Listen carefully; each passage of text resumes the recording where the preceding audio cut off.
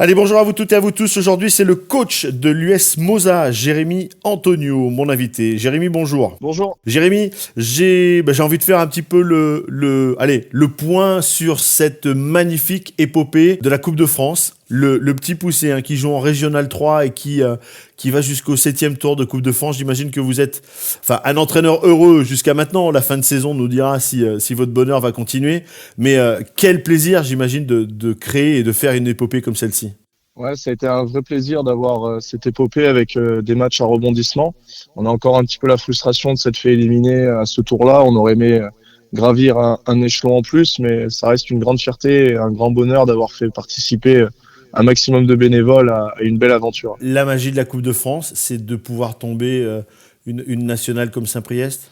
Ouais, ça restera un super souvenir. Une équipe de Régional 3 qui sort une Nationale 2, surtout en étant menée 2-0, c'est pas anodin. Et ça restera un super souvenir dans nos mémoires. Et il n'y a que en coupe où on peut vivre ces émotions.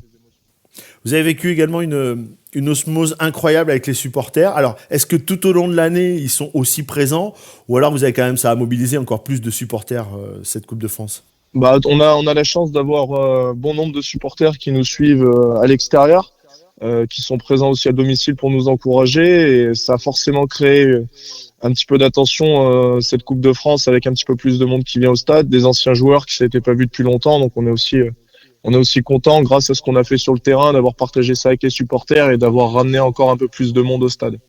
Jérémy, Régional 3, qu'est-ce que vous avez envie cette année? Est-ce que ça vous a donné de l'appétit pour monter? Est-ce que ça faisait partie des ambitions de début de saison? Ou alors vous allez essayer de vous maintenir? Enfin, dans votre tête, qu'est-ce que vous avez envie là, pour cette saison? Nous, les objectifs du club, c'était clairement de se maintenir confortablement et de ne pas batailler pour le maintien. Après, on a plutôt bien démarré la saison, même si on sait que la Coupe de France, ça nous a laissé beaucoup d'énergie et on va peut-être le payer sur le championnat. Mais on est des compétiteurs, donc notre objectif, c'est forcément de jouer le haut du tableau, de jouer les premiers rôles. On va essayer de prendre le bon wagon et pourquoi pas à la fin de saison avoir une belle surprise, mais c'est pas un objectif prioritaire pour le club.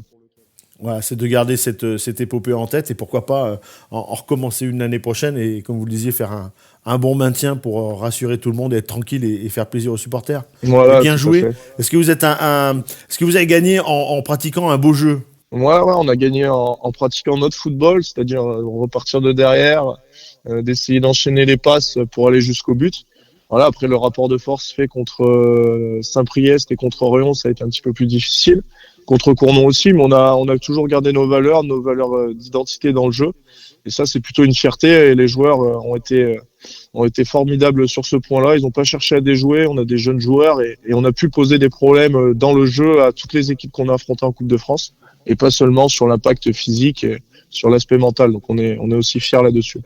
Bon, Jérémy, merci beaucoup. On va vous souhaiter plein de bonheur et de réussite à l'occasion de cette deuxième partie de Merci saison à qui vous. va débuter dans quelques semaines parce que les matchs allés sont pas terminés encore. Non, il nous reste encore 4 matchs avant la trêve et 4 matchs face à des équipes de haut du classement. Donc on en saura un petit peu plus à l'issue de la trêve. Bon, et maintenant que nous avons gardé le contact, on viendra régulièrement prendre des nouvelles et savoir comment se passe la saison de l'US Moza. Voilà, Jérémy Antonio, le coach de l'US Moza. On a parlé de cette belle épopée et également de tout ce qui va se passer pour cette saison. Merci beaucoup, Merci. Jérémy. À très vite. Merci, à bientôt. Et bien, à vous toutes et à vous tous, continuez à liker la page Auvergne Légende du Sport également du côté de la chaîne YouTube et à partager les interviews que vous appréciez. À très vite.